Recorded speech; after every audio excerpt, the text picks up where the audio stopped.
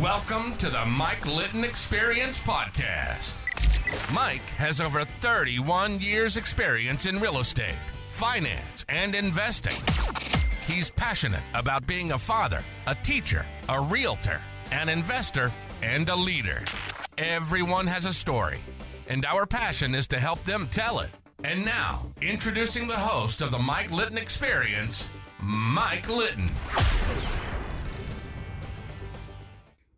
So what can you expect from the Mike Litton Experience? You can expect stories that will inspire, motivate, advice that will sharpen your focus, and expert information on real estate, finance, and market conditions. Sorghum uses about a third of the water of corn, but I don't know. Maybe he called it maize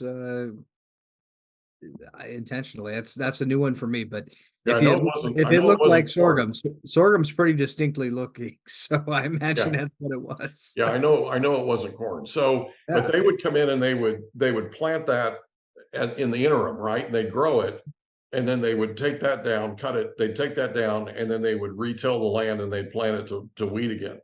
So what you're saying is that's something that farmers can do in Nebraska, where they, for instance, go to corn and then go to sorghum. Yeah, in fact, there's research from Kansas State University in the early 2000s, so this is hardly new, but it shows that because of the soil health benefits alone, that when you plant corn or soybean following sorghum in rotation, you actually see an 8% increase in your corn yields and as much as a 16% increase in your soybean yields. Doesn't it increase the nitrogen It doesn't increase the nitrogen, but what it does, because legumes will increase the nitrogen. Yeah. But sorghum doesn't. But what sorghum does is it does leave a lot of biomass in the soil. It has a very large root biomass. It goes down 6 feet deep. And what that does is, it breaks up a compaction layer in the soil, which allows crops after it to find nutrients and water from deeper areas. Okay.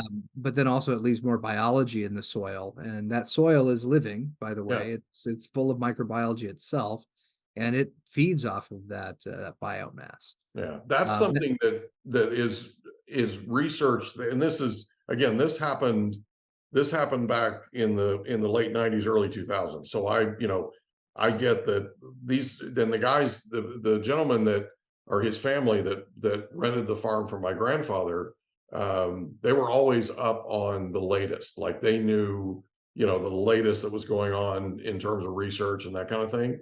And they literally told us that the ground would end up in better shape after they went to sorghum and then harvested it and then went back to wheat. And we found that we saw an increase in the yield that the wheat did bushel per acre the next year. Like we paid attention to it and watched it, And so there's something to the fact that planting sorghum as an interim crop really does help, and it adds to cash flow, right? Yeah, well, not only that, but everybody's very interested in carbon sequestration right now.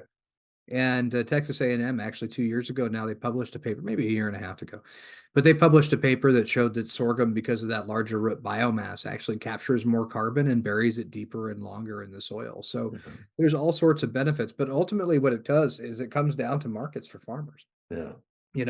The farmers, again, we can tell farmers all day long why they should do something, but the reality is that they're running a business. Yeah. And they want to conserve the land, by the way. I can tell you as a 4th generation farmer that, these farmers, they want to pass it on to their kids and to their kids' kids. And so, the original conservationist in most cases is actually the farmer themselves. Yeah. But they've got to have somewhere to sell this stuff. Yeah. We talk about soil health with some of the larger farmers in Nebraska, and they say, oh, this is great. Why wouldn't we be planting sorghum? And then I say, well, does your grain elevator take it? And the answer is no. And I said, well, that's why you don't plant it. Because if the grain elevator won't take it, then what are you going to do with it? You got nowhere to go. Yeah. That's where we went, was to the elevator, right? We had a thing called co-ops in Oklahoma. Same. And we would take, and co-ops are organizations that are owned by the farmers. Farmers own stock in them. We own stock in our local co-op. And that was where we took our grain to store it and then ultimately to sell it.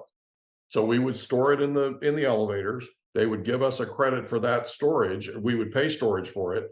And then we would sell it when my grandfather decided that wheat was where it needed to be, or that he believed that wheat was going to go off the cliff, and so it was time to sell it then, right? So I never really paid it that close of an attention to the market, because I really didn't have to. My grandfather, with an 8th grade education, was the person that everybody called to find out what was happening with cattle prices, to find out the cattle market, to find out what was happening with wheat, I mean, seriously, this man's phone rang off the hook from local farmers that knew that he knew what he was talking about, and they would literally ring him up and pick his brain on a regular basis. It was pretty interesting to watch, because the man was an absolute bona fide expert at what he did, and people around him knew it. And there's a lot of marketing that does go in that model, that commodity marketing model. And there's one other thing that I always like to tell people when we're talking about this and what it is that we really focus on. We need the commodity marketing model. We do. It allows U.S. farmers to feed the world. It allows for inexpensive food that can be accessible even to the most economically disparate. It allows for food aid, all these other things. But at the same time, it doesn't always do our farmers the best service, frankly. Because what we're doing is we tell our farmers, grow as much as you possibly can. That's how you're going to be competitive. But the thing is, when you do that, you're also increasing your input prices, right? Your input costs are going to go up. And because you're harvesting now a bumper crop, because you put more into it, and your neighbor is going to do the same thing. So now when you go to sell, generally speaking, for someone who's not as sophisticated as your grandfather, we're going to sell it. And when we flood the market with a product, what happens to the price? Well, it goes down. So our inputs have gone up, our revenue has gone down, our margins have shrank. And then, we're going to ask our farmers to do the same thing again next year. So what we say is, we need the commodity marketing model, and that's fine. By the way, you can't control your price in that model either. Right. But why don't we supplement that with local value-added processing for food, fuel, and fiber products, right? So whether that's pet food, human food, ethanol, things like industrial applications for these grains.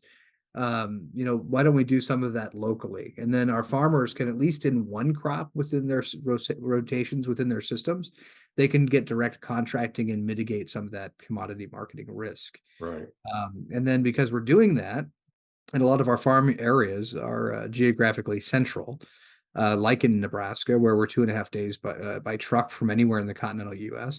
So when we're doing that, we're decreasing the farmers' transportation costs. We're decreasing the supply line for the local processor, both on their inputs as well as their outputs. And we're creating jobs in areas that are sometimes economically depressed because they're so rural. And this is true not just in Nebraska, by the way, not just in the U.S., but it's true in parts of Kenya, where I was just at, by the way. It's true in parts of India, where I was recently as well. I mean, anywhere where this farm ground is regionally central. But we're growing grains just to ship them out somewhere else to capture the value. So what Sorghum United actually does, and we talk about sorghum and millets as a solution, not the solution, but a solution. What we really are talking about is we're talking about regional food systems. We're talking about finding solutions for hunger and malnutrition globally. And we're talking about providing opportunities for economic and environmental sustainability on farms. Now, we believe that sorghum and millets play a very key role in all of that, because not only environmental food benefits that we've talked about, the fact that they're drought tolerant, sorghum and millets tend to go dormant in drought and then perk back up when they get water, just like your front lawn does, because they're members of the Poaceae grass family.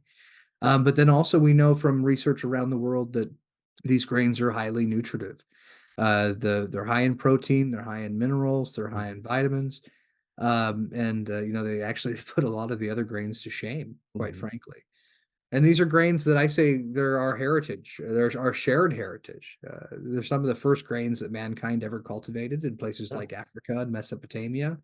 But in the last, really 50 years, we've marginalized them. We've forgotten about them in favor of other grains that are fine, but don't always make sense. Yeah. So Good point. mhm. Good point. Well, I want to thank you from the bottom of my heart for your service with the Alzheimer's Association. We lost my grandmother, my maternal grandmother, to Alzheimer's. So that's an association, a group that is near and dear to my heart. And my grandfather, by the way, lived to be 97. And on his 97th birthday, which was January 5th of that year, it's 2007, there were 110 people that came to his house to see him for his birthday. 110 people. The day before, they had an ice storm and there was this much ice on the road. 110 people made their way to his place to see him and to wish him happy birthday. Oh, that's great. Yeah. Yeah, it's a terrible disease, and I mean, I've worked in I consider public service, my entire adult life. So whether it was in the emergency room, volunteering later on for places like the Alzheimer's Association, and then working for the federal government and eventually the state government, and even now as a global nonprofit, I consider what we do to be service related. And you said earlier, you told your kids just leave the place a little better than you found it, and I'm glad to hear you say that, because it's something I've been saying for a long time, but sometimes makes me feel naive. Well, unfortunately, people raise their kids to go out into the world and be raised by somebody else, or to be a burden on society. And that was absolutely not what I was going to accept for my kids. I raised my kids the way my grandfather would have raised them. I was that giant immovable object in the room that it was either right or it was wrong, period. And so, and like we talked about, right, I wasn't there to be their best friend. I was there to prepare them to go out into that big, beautiful world and leave it a better place than they found it. And both of my kids individually have come to me since they grew up, and now that they're adults, both of them have come to me and said, "Dad, thank you for raising us the way you did." It's important that you teach them to do that, by the way. And I'll again, not to turn this completely back on Sorghum United, but we get some flack within the industry because what we're doing, really represents systemic change. Systemic change in the sense that our systems in Europe and North America in particular, like I said earlier, they're out of balance. And nothing wrong with these other grains, but we're so predominantly, I should say predominated by these other grains in the markets, and they come at the expense of human health and environmental diversification and economic diversification. And so there are times where that when you're doing those things, you're trying to represent systemic change to a system that doesn't necessarily want to change. There are times where you're going to take arrows. I think Winston Churchill said it best. He said, "Oh, you made enemies? Good. That means you stood for something." So if we don't teach our children to stand for something, I hate to say the old adage here, but if they don't stand for something, they'll fall for anything, right? Country song about that. Yeah, I think so. There is.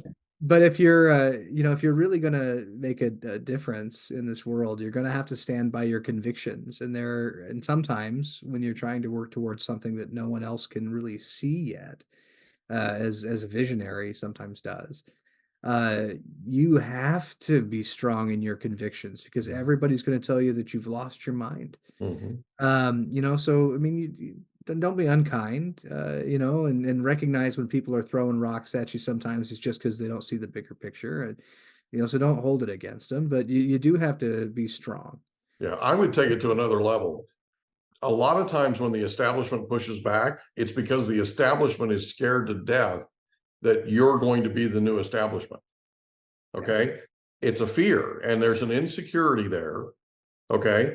And that's where you get your criticism. It all comes from that insecurity. It all comes from that fear that the world or the foundation is, everything's shifting, right? And people don't like shifting. They don't like the fact that, and they know it. The establishment knows that there's a better way to do things. They know for a fact there is.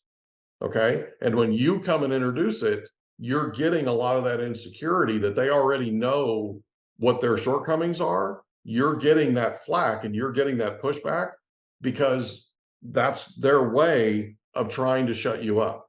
Here's the thing. You have in your life story that you've told us today, a history of resilience. You have a history of wanting it more than anybody else wants it. Okay, that makes you the perfect leader for this NGO and the perfect leader for this particular cause. You're the right person in the right spot at the right time. Well, I don't disagree with you, and that's very kind of you to say, but I don't disagree with that one bit. In fact, I know even going back to the beginning of our conversation with my eyes, I've never considered the fact that I was born with a birth defect, a deformed bleb, which is the drain in your eyes. I've never considered that to be a bad thing, quite frankly. Because of it, I had to learn at a very young age how to be confident because I looked differently than anyone else. And if you Google, by the way, you can see what my old eye looked like. If you Google Lincoln man donates eye to science, because we did a news story when I got the new eye, which was kind of fun. Cool. But it shows what the old eye looked like. So you can see, I mean, you had to be strong for that. But it also put mentors in my life. It gave me enough of a different experience that I was able to do better and than I did before, or than I should say that other members of my family had done. So I don't think that that's a bad thing. Now, talking about being torn down, anytime I'm making somebody mad, it's a good indication I'm doing something right. Especially when we're trying to again affect systemic change that can improve human lives. I agree with that. And I'll tell you, and I won't get into detail, but I have in the past, the last couple of years, I have been the subject of we would consider to be whisper campaign by folks within the industry to try to tear apart my character and defame. And as a result, now obviously my family and we've made it through that. But as a result, the approach we take at Sorghum United is very grassroots. Because what I learned is I can be torn down as an individual, but if we get this message out there with enough consumers and enough organizations globally, which we do have a lot of support. Advanta Seeds is a great example. They're the largest seed producer for sorghum in the world, big supporters of what we do. And then we have companies like them all over the world. So it's not like we're in a bubble isolated. But we also know that once we take the genie out of the bottle, it can't be put back in so easily. So you can tear me down, but you can't put the message away. Yeah. So one way that we do that, and this is actually how we receive our funding at Sorghum United, because we're not taxpayer funded. We don't go after grants, although we may in the future for a foundation we're going to set up. But what we do is we publish a series of children's books. They're called the Sorgo Squad. They're kind of Indiana Jones meets Captain Planet. There you go. Sorgosquad.com. Yeah. And what they're intended to do is they're comic book style books. I'm a huge comic book nerd. But they're intended to capture young people's interest that aren't familiar with these grains, sorghum in particular, but then also their parents. And then, once you have consumers that are reading about these and saying, well, how come I'm not eating these highly nutritive, gluten-free, non-GMO foods? Where can I get them? Well, that's how you create markets demand, right? So again, not at the expense of other grains, but in complement to them. So cool. I would highly encourage folks to check those out. But the whole point of what we're doing is grassroots, because you're right. When you're doing the right thing, you're making people mad, and it's easier to tear down one person. But once you have a movement, it can't be put away. Yeah, and here's that other thing. Speaking as somebody who's been torn down before, okay, this is a test. It's that simple. You're being tested, and your resolve is being tested. Okay. And the testing that's happening, like I said, is coming from their lack of security, from their lack of confidence. They're insecure, and so they're going to attack you. They're going to test you. And ultimately, the world is watching as to how you react. It's not what they do to attack you. It's how you react to that attack. Okay. So one of the things that I learned a long, long time ago was I learned about resolving conflict. And a big part of resolving conflict is you never attack back. You just let them do their thing, let them yell, let them do whatever they're going to do, right, to attack you. And then you just keep doing what you're doing, okay? because what's going to happen is eventually they're going to die away. Eventually their attacks are going to run out of steam. They will talk themselves out of whatever it is that they're testing you on. So if that helps you, I hope it does. Yeah. So sorghosquad.com is where they can get the children's books. Yeah, sorghosquad.com. We also sell them on Amazon. I don't know if you're familiar with the phrase, but what you say about other people says more about you than it does them. Absolutely true. And Absolutely true. Again, I think that all of my experiences have led up to me being able to do this job. Yeah. And so even the negative ones, I recognize had a purpose, because otherwise I would be ill-equipped to do what I do now. Yeah. Now, that being said, for a long time, I had described my job as Sisyphus. I don't know if you're familiar with the story of Sisyphus in Greek mythology, but the Cliff's Notes version is that Sisyphus was a man who made the gods angry in some way. And so his punishment was he was sent to Hades to roll a boulder perpetually uphill for all of eternity. Mm-hmm. And I always told people for a long time that working in this industry, you felt like Sisyphus, because the one thing Sisyphus knew, he could never know how close he was to maybe a little plateau or even the top, right? But the one thing that he knew was the minute he let go of that boulder was the minute he had to start over again. That's it. Right? Lost all momentum. And so for a long time, I felt like I was Sisyphus by myself. But now, because of it, we have thousands of stakeholders on every continent representing all points in the value chain for sorghum and millets. And I'm still rolling the boulder uphill, but it's gotten a lot lighter because you know what? I've got people all over the world that are rolling it with me. Yeah. And I'm really excited for what's coming for us. And again, there's some things I can't really talk about yet, but what I can tell you we'll have you back. Yeah. But what I can tell you is in the coming months, I think we're going to experience some rapid expansion to where we're going to be able to add some key support staff here in Lincoln, where I live, but also then regional directors around the world. The work that we do around the world, by the way, is a little unique. You can't go into a country and presume to know what to tell them to do, because you don't know their culture, you don't know their customs, you don't know what their challenges specifically are, because those change from community to community. Yeah. So what we do with our groups is we when I go to a country, I reach out to our stakeholders who are in that country, and I say I'm going to be there, and I'd like some help. Mm-hmm. And so we're able to work with people on the ground that already understand these cultures and these nuances.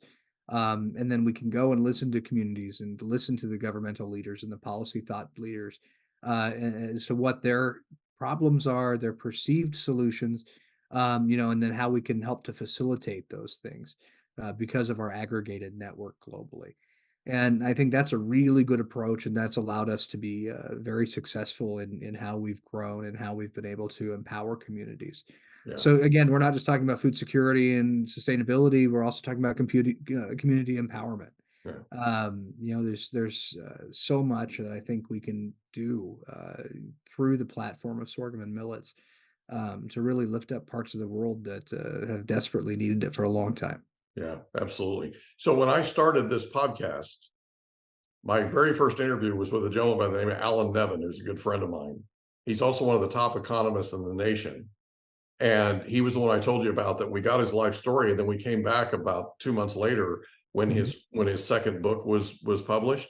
And we did a detailed podcast about that book. Before we started the recording on the first one, though, he said, "You're doing this at the perfect time." And I said, "Why is that?" And he said, "Because in the last 3 years, over 1 billion people worldwide have gained internet access." And he said, in the next few years, another 1 billion, it's estimated, will gain internet access. If you ever get a chance, read his second book. It's called The Next Half Century. And it talks about the demographic future of the world, literally of the world, and talks about what the world's going to look like in 50 years. It's absolutely fascinating. Yeah, I look forward to it. I'll check that out. I'm a big reader. I don't know if you can see the books behind me on the shelves, but I'm in my home. It's my den, and it's a veritable library, quite frankly. That's cool. That's so cool. I'll look for that. Well, Nate, I cannot thank you enough for being our guest on the Mike Litton Experience. This has been a lot of fun, and we're looking forward to having you come back when you have things you can talk about that you're working on. We'd love to promote those too, okay?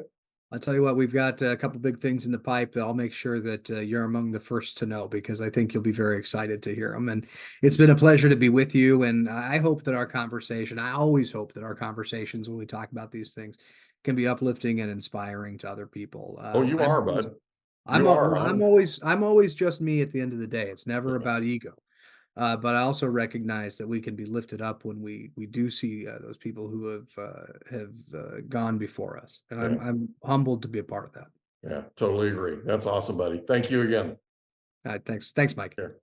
We hope you enjoyed another episode of the Mike Litton Experience. If you did, do us a favor, smash that subscribe button, tell your friends, family, and coworkers about our program, and wherever you get your podcasts, please leave us a rating. It helps us to connect with quality people just like you. And that's a wrap. Another episode of the Mike Litton Experience in the books. Reach out to Mike on Instagram at Litton Realty. Want to meet with Mike? Check out calendly.com/Rio760.